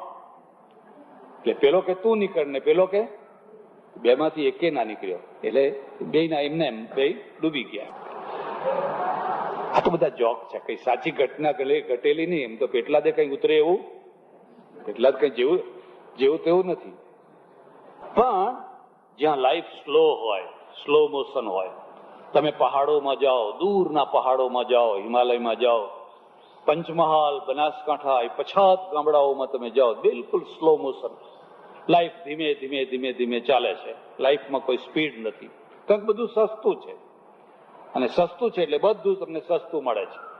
બેઠી આવકમાં તમારે જીવવું હોય તો આવી સસ્તી જગ્યાએ જઈને પોતાના માપનું મકાન બનાવીને કે ભાડે લઈને ત્યાં જીવવાનું, બધું તમને મળી રહેશે. અને એક બીજી વાત પણ હું તમને કહું છું, પોતાનાથી ઉતરતા માણસોના મોહલ્લામાં જઈને રહેવું, પોતાનાથી ચડિયાતા મોહલ્લામાં જઈને રહેવું. હવે માનો કે તમે લક્ષાધિપતિ છો અને તમે કરોડાધિપતિઓના મોહલ્લામાં જઈને રહેવા લાગ્યા, તો ખેંચીને મરી જશો. કારણ કે પેલા બધા જેમ રહેતા હોય એમ તમારે, હવે એ તો બધા કરોડાધિપતિ છે, ખેંચીને મરી જશો. એના જેવો રૂઆબ રાખવો પડે, એના જેવું બધું કરવું પડે. પણ તમે લક્ષાધિપતિ છો અને તમે હજારપતિઓના મોહલ્લામાં જઈને રહેવા લાગ્યા, સેંકડો પતિવાળા મોહલ્લામાં જઈને રહેવા લાગ્યા. એટલે તમને બધા શેઠ કહેશે. એ મોહલ્લામાં તમે શેઠ થઈ જવાના, સાહેબ થઈ જવાના. આટલી ખીચડી વધી હોય કે આટલી કઢી વધી હોય અને એટલી વધેલી કઢી કોઈના ઘેર મોકલાવો ને તો બિચારા રાજી થઈ જાય, હા આ તો કઢી મોકલાવી. હવે પેલા કરોડપતિઓના ત્યાં મોહલ્લામાં રહેતા હોય કઢી મોકલાવો તો પેલો શેઠ આજે અમારા ઘરમાં ખીચડી વધી છે ખાજો, તો ત્યાં કોઈ ખીચડીને કોઈ કિંમત થાય? તમારે ક્યાં રહેવું એ પહેલા તમને સમજણ પડવી જોઈએ. એટલે રામને કહે છે કે તમારે ક્યાં રહેવું હું બતાવું તમને. જાઓ ચિત્રકૂટમાં જઈને રહેજો. ત્યાં બધા ઋષિઓ રહે છે, મુનિઓ રહે છે, અને ઋષિ મુનિના વચ્ચે તમારું આખું જીવન 14 વર્ષ કિલ્લોલ કરતા વીતી જશે. એક બીજી વાત પણ યાદ રાખજો, કોઈ વાર તમે 5 દિવસ 10 દિવસ 15 દિવસ કોઈ સારા આશ્રમમાં જઈને રહેજો, જે તમને ઠીક લાગતો હોય, અને તમે તુલના કરજો કે 15 દિવસ તમારા આશ્રમમાં સારા વીત્યા કે ઘરમાં સારા વીતે છે. તમે ઘરમાં 15 દિવસ રહી જજો ને 15 દિવસ આશ્રમમાં રહી જજો, તમને એમ લાગશે હાશ, જાણે બહુ મોટી શાંતિ, બહુ મોટી હળવાશ આવી હોય. ઘરમાં ઉઠો ત્યારથી ચે ચે ચે ચે ચે ચે, આ લાવો, પેલું લાવો, પેલું લાવો, પેલું લાવો, પેલાનું આમ થયું છે, પેલાનો આ ઝઘડો છે, પેલાનું આમ થયું છે, આ લગ્ન કરવા કે નહીં, આ છૂટા થયા છે, આ આમ થયું છે, ફલાણાનું આમ થયું છે. આખો દિવસ એ સાંભળ કરો. 15 દિવસ તમે આશ્રમમાં જઈને રહો તો તમને એમ જાણે ટોનિક પીધું હોય ને, કોઈ વિટામિન B12 કે એવું કંઈક પીધું હોય ને, શરીરમાં જેમ જુસ્સો આવી જાય, જોમ આવી જાય, એવો તમને અનુભવ થાય. એને આશ્રમ કહેવાય. એટલે રામને કહ્યું કે તમે જાઓ અને ચિત્રકૂટમાં જઈને પર્ણકુટી બનાવો. ત્યાં બધા ઋષિઓ મુનિઓ રહે છે અને બધા સારા છે, બધા તપસ્વી છે. અત્રિ જેવા સમર્થ ઋષિ છે, અનસુયા જેવા સમર્થ માતાજી છે. આટલો મોટો સંઘ તમને મળે ક્યાંથી? એ રામ ગયા ચિત્રકૂટ. પણ હવે આપણે આગળ ચિત્રકૂટ જવું, આપણે પાછા અયોધ્યા જવું છે. કથાનો પ્રવાહ રામ સાથે ચાલે છે. ધીરોદાત્ત મુખ્ય નાયક રામ છે, પણ કથાનો એક બીજો ફાંટો પાછો અયોધ્યા છે. આ જે સુમંત હતો રથ લઈને, એ ફરી પાછા 2-3 દિવસે અયોધ્યા પહોંચ્યા. ત્યારે આખી અયોધ્યાને એક જ ઉત્કંઠા કે રામનું શું થયું, સીતાજીનું શું થયું, લક્ષ્મણનું શું થયું, અમને કહો, અમને કહો, અમને કહો. 2 વાતો યાદ રાખજો. તમારા સમાચાર સાંભળવા માટે જેને લાગણી ભરી ઉત્કંઠા રહેતી હોય તો એમ સમજવાનું કે તમારા માટે થોડોક પ્રેમ ધરાવે છે. હવે ગયા તોય વાહવા, અને આવ્યા તોય વાહવા, અને ના આવ્યા તોય કોઈને કઈ સમાચારની ઉત્કંઠા જ નથી. તો એમ સમજવાનું કે તમે ગામમાં નથી રહેતા, સગામાં નથી રહેતા, રણમાં રહો છો. રણમાં, રેતીના રણમાં રહો છો, જ્યાં એક ઝાડ ઉગેલું નથી, તમારું કોઈ નથી, કોઈને ઉત્કંઠા નથી. તમે આવ્યા છો, કોઈ મળવા જ નથી આવતું, કોઈ બોલાવા જ નથી આવતું. તો એમ સમજવાનું કે તમે રણમાં ઉતર્યા છો, તમે રણમાં રહો છો. પણ આવવાનો હો કે પત્ર હોય ને દૂરથી ઉત્કંઠા હોય, કાગળ આવ્યો, જલ્દી જલ્દી ખોલો ને, શું લખ્યું છે, શું લખ્યું છે, શું લખ્યું. ટેલિફોન આવ્યો, મને બોલાવજો, મારે 2 મિનિટ વાત કરવી છે. એને ઉત્કંઠા કહેવાય. અને ઉત્કંઠા હોય ત્યાં પ્રેમ હોય, ને ઉત્કંઠા ના હોય ત્યાં પ્રેમ હોય. એટલે બધાને ઉત્કંઠા છે. હા, એક બીજી વાત પણ યાદ રાખજો, સમાચાર જાણવાની તીવ્ર ઈચ્છા બીજાને પણ હોય, વિરોધીઓને પણ હોય. પછી શું થયું આગળ? કોણ વિરોધીઓ હોય ને એમને પણ ઉત્કંઠા હોય, પણ એ ઉત્કંઠા લાગણી વિનાની હોય. એમને સારા સમાચાર ના ગમતા હોય, એમને એટલું જ ગમતું હોય કે અહીંથી બસ ગઈ ને, આ બધા યાત્રા કરવા નીકળ્યા ને, અહીંથી બસ ગઈ ને તે પણ જતા જતા તો પંચર પડ્યું, એમ પડવાનું જ હતું. હા, આગળ ચલાવો, આગળ ચલાવો, આગળ ચલાવો. એના મનમાં તો પહેલેથી છે કે આ બસ ફરીને પાછી આવશે, બધી ખાડામાં જ પડવાની છે, મરવાના જ છે. આ વિરોધી છે. પણ ભગવાને એવી દુનિયા બનાવી છે, ખલાનામ ચ ભુજંગાનામ ચ યશ્ચ વિશ્વાસઘાતિનામ અભિપ્રાયાન સિદ્ધ્યંતિ તેનેદમ વર્તતે જગત. ચાણક્યને કોઈ પૂછ્યું કે આ જગત કેમ ટકી રહ્યું છે? એને કહ્યું 3 માણસોની ઈચ્છા પૂરી નથી થતી એટલે આ જગત ટક્યું છે. કયા કયા 3 માણસો? ખલ પુરુષો, ખલ માણસો. ખલા નામ છે ભુજંગા નામ, સર્પોની ફૂંફાડા મારતા જે સર્પ છે ને. યશ્ચ વિશ્વાસઘાતી નામ, અને જે વિશ્વાસઘાત કરનારા માણસો છે. અભિપ્રાયાન સિદ્ધ્યંતિ, એમની ઈચ્છાઓ પૂરી નથી થતી. તેનેદમ વર્તતે જગત, એટલે આ જગત ટકી રહ્યું છે. બાકી જો એમની ઈચ્છાઓ પૂરી થતી હોય તો આ જગતનું અસ્તિત્વ રહે. વિરોધીઓને પણ થતું હોય, એમને કે સમાચાર આપો, સમાચાર આપો. અરે કે પછી આમ દુઃખી થયા, ને પછી આમ દુઃખી થયા, ને પછી આમ દુઃખી થયા. એવા સમાચાર એમને બહુ ગમતા હોય. એટલે આખા અયોધ્યામાં રાણી કૌશલ્યા, સુમિત્રા, દશરથ, ફલાણા ફલાણા ફલાણા બધા પૂછે છે તમે પાછા કેમ ના લાવ્યા, એને પાછા કેમ ના લાવ્યા. સમજાવીને ગમે તેમ કરીને પાછા લાવવાતા. સુમંતે કહ્યું, ભાઈ એ રામ કઈ સમજે એવા નથી કે આપણે એને બોલેલું બદલાવી ના શકીએ. એ તો મક્કમ માણસ છે, એ તો નિશ્ચિત નિર્ધાર કરેલા નિર્ધારને કદી બદલે. મેં ઘણા સમજાયા પણ એ માન્યા. બધી કથા અમે તમસા રહ્યા, શ્રૃંગવેરપુર ગયા, પછી નિષાદ મળ્યો, પછી કેવટ મળ્યો, બધી વાતો બધી સંભળાવી.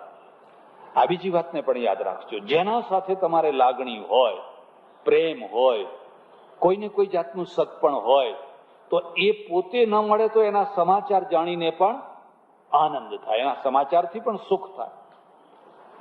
રાજા દશરથ પાસે ગયા. દશરથ અડધી મૂર્છામાં છે, જાગે છે ને મૂર્છામાં છે, જાગે છે ને મૂર્છામાં છે. કેટલીક વેદનાઓ, કેટલાક આઘાત, તીવ્ર આઘાત થતા હોય છે, તીવ્ર આઘાત થતા હોય છે.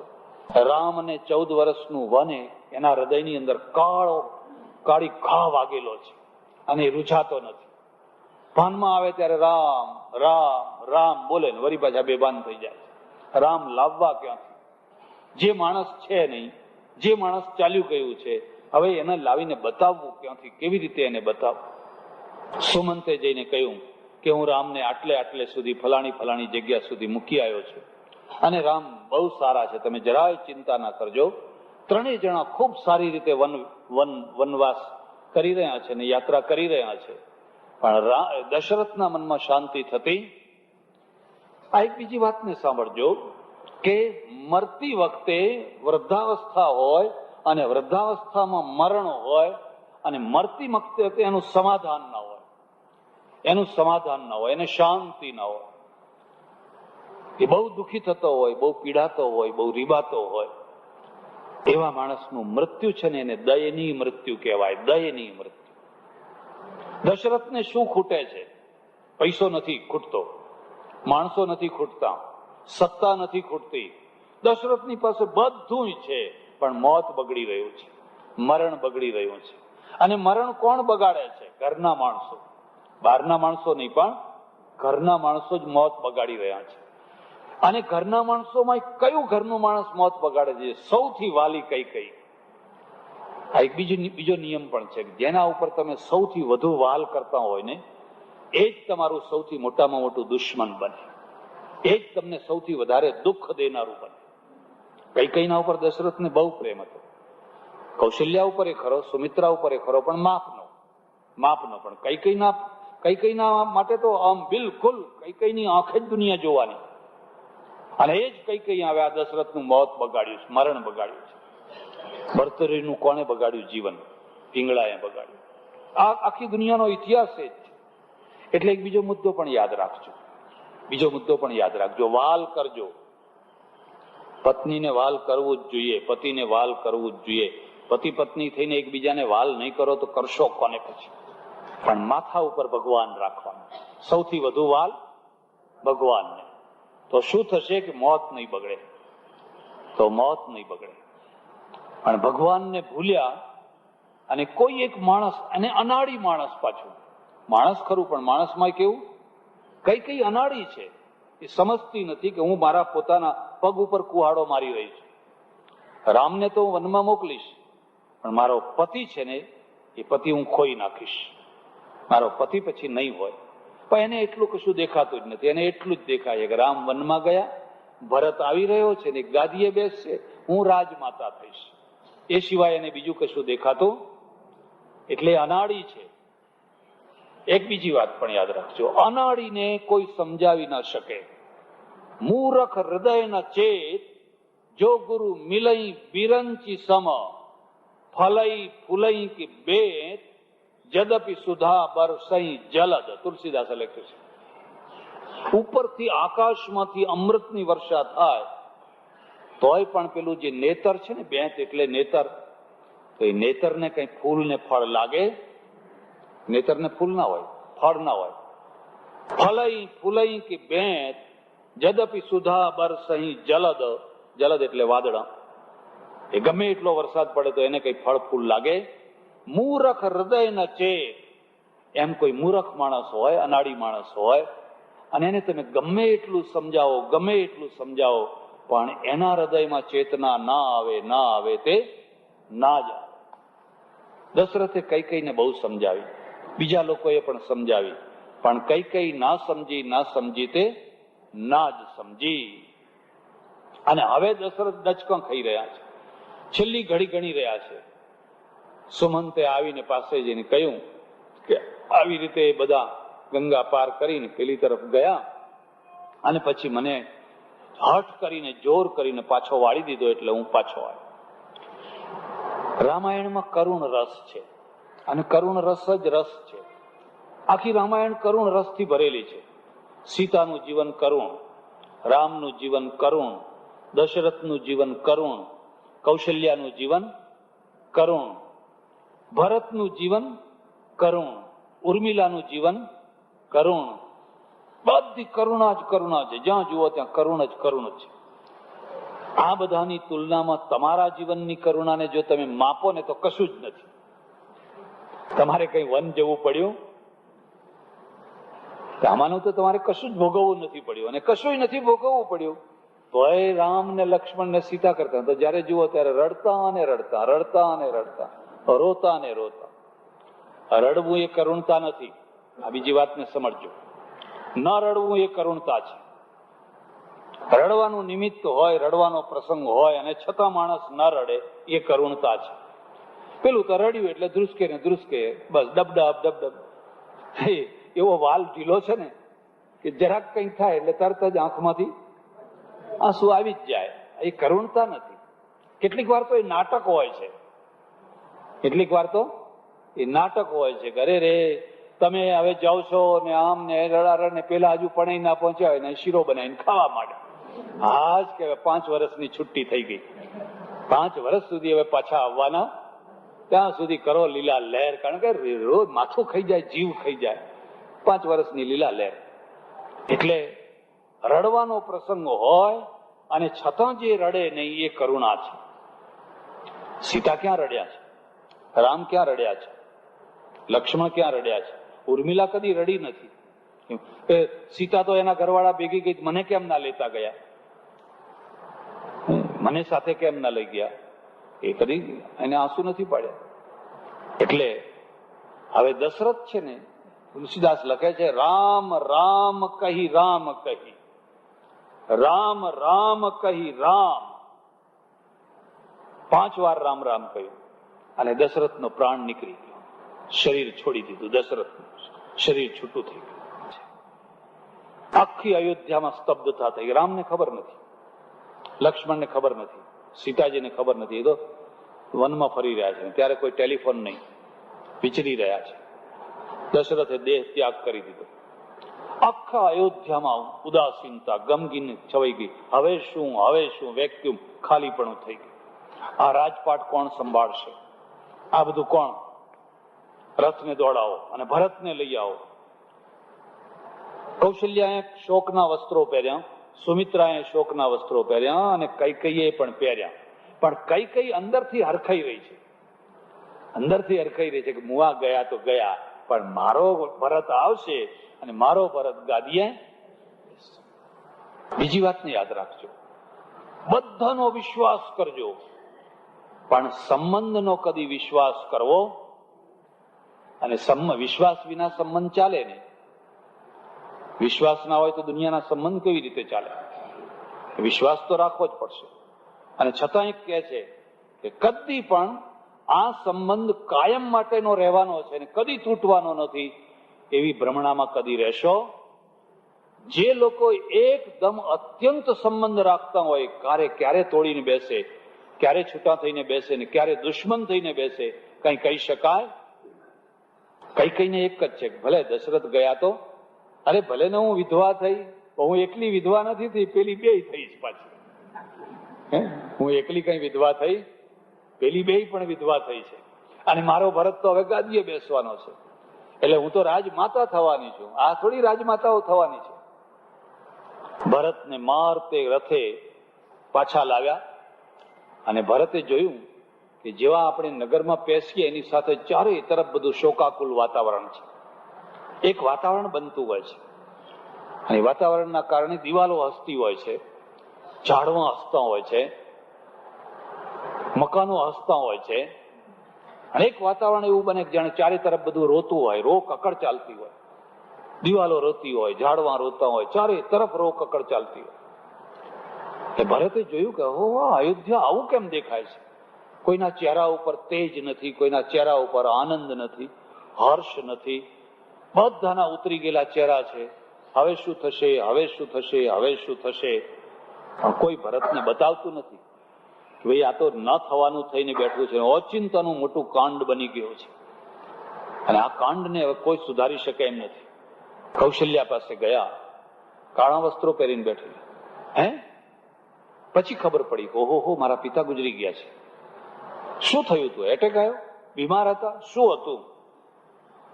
ધીરે ધીરે ધીરે ધીરે બધી વાત બહાર આવે છે. બધી લોકો વાત કરે છે કે ભાઈ આવું થયું, રાત્રે કૈકેયીએ વરદાન માગ્યું, તારા માટે રાજ માગ્યું, રામ માટે વનવાસ માગ્યો અને રામ વનમાં ગયા છે. આજે તો 8-10 દિવસ થઈ ગયા, 15 દિવસ થવા આવ્યા છે અને હવે તમારે રાજગાદીએ બેસવાનું છે. હવે એક આ બીજું પાત્ર છે, ભરતનું પાત્ર છે. રામાયણના પાત્રો છે ને એ પાત્રો જ જોવાના છે. ભરત કે છે ના હું ગાદીએ નહીં બેસું. હવે એવું પાત્ર હોય, બહુ સારું કર્યું, મારી માને કહેવું પડે હો, ખરા ટાઈમે મારા માટે ગાદી, ખરા ટાઈમે મારા માટે કામ કર્યું. ભરત કે છે ના આ ગાદી મારે ના જોઈએ. રામાયણના પાત્રો એકે એક પાત્રોમાં ત્યાગ છે, એકે એક પાત્રોમાં વૈરાગ્ય છે અને ભરપૂર ત્યાગ અને ભરપૂર વૈરાગ્ય હોવા છતાં કોઈ પાત્ર સાધુ નથી થયું. એવું નહીં ત્યાગ અને વૈરાગ્યના કારણે સાધુ થઈ ગયા હોય, એ ખોટો રસ્તો છે. બધા કર્તવ્ય બજાવે છે, ડ્યુટી બજાવે છે, પોતપોતાની જવાબદારીઓ અદા કરે છે. ત્યાગમાં જરાયું છે ભરત કે મારે આ ગાદી ના જોઈએ. વૈરાગ્ય વિના આટલો ત્યાગ કેવી રીતે હોઈ શકે?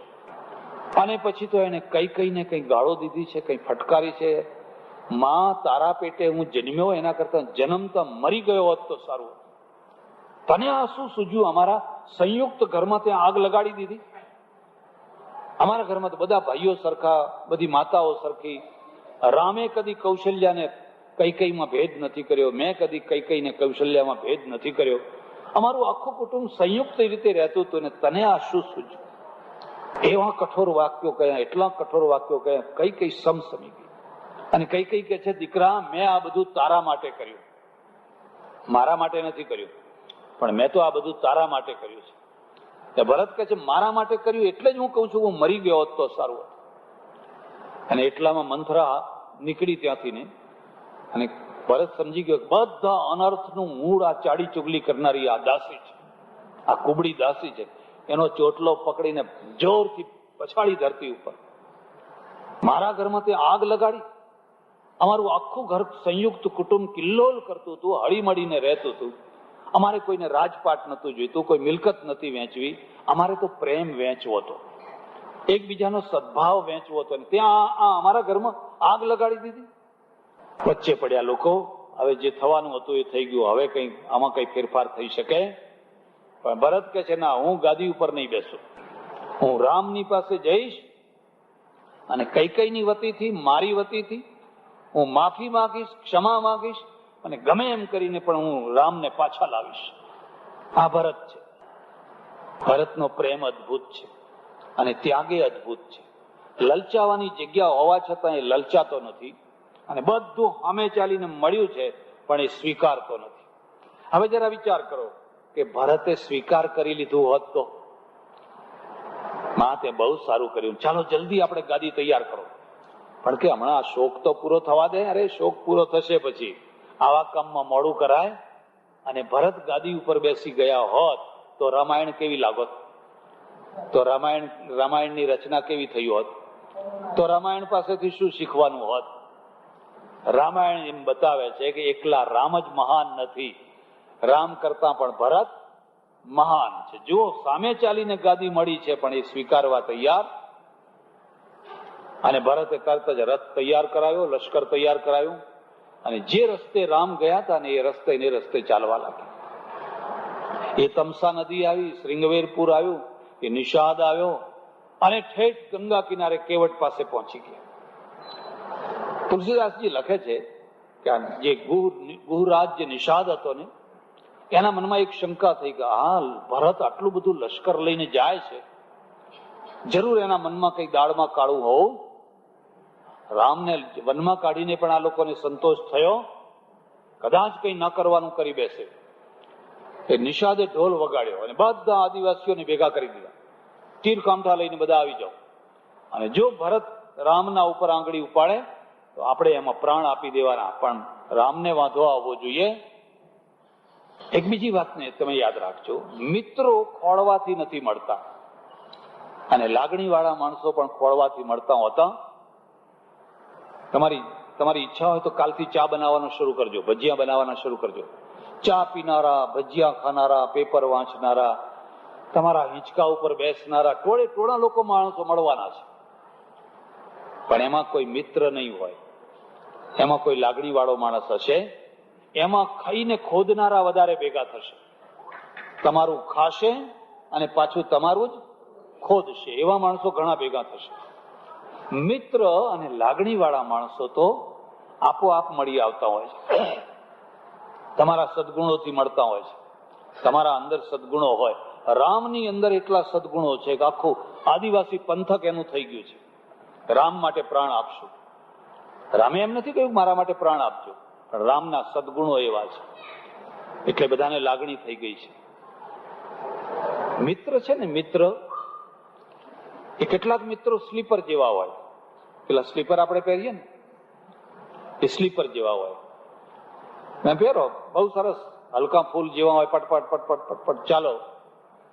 પણ જો જરાક વરસાદ પડે અને જો જરાક પેલું પાણી પડે તો એ પાછળથી છાંટા ઉડાડે.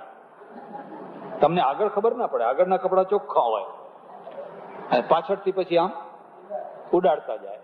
એટલે કોઈ બીજો માણસ કે અરે જુઓ જુઓ જુઓ જુઓ, આ અમારા પાછળ તો બધું કેટલું બગડ્યું છે. પછી ખ્યાલ આવ્યો કે ઓહો, આ સ્લીપર થી આવું. અને એ સ્લીપર કેવું હોય કે જો કઈ કાદવમાં પગ ખૂંચાયો તો છોટું બહાર ને પેલું તરત જ સાથ છોડી દે. એ સાથ તમારો રાખે. જરાક કાદવ આવવો જોઈએ, જરાક એના કંઈક એવું થયું હતું, સાથ છોડી દે. આવા મિત્રો હોય. પાછળથી છાંટા ઉડાડે, આગળથી તમારે. એટલે નીતિકારે એક બહુ સરસ શ્લોક લખેલો છે, વર્જયેત તાદૃશમ મિત્રમ વિષકુંભપયો મુખમ પરોક્ષે કાર્યહંતારમ પ્રત્યક્ષે પ્રિયવાદિનમ. પરોક્ષે તમારા પાછળ તમારું કામ બગાડે, તમારી નિંદા કરે, તમારું ખોટું બોલે, અને પ્રત્યક્ષે પ્રિયવાદિનમ, અને મળે ત્યારે ખૂબ વખાણ કરે, વાહ વાહ વાહ વાહ વાહ વાહ. ચાણક્ય ઉપમા આપે છે, વિષકુંભપયો મુખમ, એક ઝેરથી ભરેલો ઘડો છે, પણ ઉપર ખાલી દૂધ ભરેલું છે. ઉપરથી દૂધ છે ને નીચે જુઓ તો એવા ઘડાને જેમ તમે ફોડીને ફેંકી દો, એમ આ મિત્રને પણ ફોડીને ફેંકી દેજો. તો પાછળ બધા છાંટા ઉડાડે જ રાખો. એક બીજી વાત પણ યાદ રાખજો, બધું ઉડાડજો પણ કોઈના કપડા ઉપર કદી છાંટા ઉડાડશો. બાકી બધું તમારે અબીલ ઉડાડો, ગુલાલ ઉડાડો, રંગ ઉડાડો, પૈસા ઉડાડો, સાકર ઉડાડો, નથી ઉડાડતા લોકો, ખારેકો ઉડાડો, જે ઉડાડવું હોય તો ઉડાડો, પણ પાછળથી કોઈના કપડા ઉપર છાંટા ઉડાડશો. કપડાનો અર્થ સમજ્યા ને? એક મિત્ર છે ને એ બૂટ જેવો હોય, સ્લીપર નહીં પણ બૂટ જેવો હોય, અને દોરી વાળા બૂટ હોય ને, બરાબર બાંધીને નીકળ્યા હોય, પાછળ છાંટા ના ઉડાડે. અને કાદવમાં પગ ફસાયો હોય ને તો એ બૂટ નીકળે, એ સાથ નહીં આપે, એ પોતે ખરડી જાય, પણ એ તમારો સાથ નહીં છોડે. આવો મિત્ર. એટલે નિષાદ છે ને, એ નિષાદે કહ્યું. હજુ એક બીજી વાત આવી, એક મિત્ર છે ને એ ઝાડ જેવો હોય. આ ઝાડ હોય ને, વરસાદ પડતો હોય ને, એકદમ તમે ઝાડ નીચે જઈને ઉભા રહો ને, તમને બિલકુલ પલળવા ના દે. પણ જો લાંબો ટાઈમ વરસાદ પડે ને તો પછી એ ઝાડ જ તમને, વરસાદ બંધ રહી જાય તો એ ઝાડ તમને પલાળે. એવા કેટલાક મિત્રો એવા હોય કે શરૂઆતમાં થોડો ટાઈમ તો તમારા માટે બહુ સારા હોય, તમે જઈને એમને શરૂમાં બધું સારું લાગે, પણ લાંબા ટાઈમ પછી જુઓ તો એ જ તમને પલાળવા લાગે. એટલે ઝાડ જેવા હોય. એક મિત્ર છે ને એ ઢાલ જેવા હોય, ઢાલ જેવા. ગેંડાના ચામડાની ઢાલ બનાવે ને, તો મિત્ર એસા કીજીએ જો ઢાલ સરીખા હોય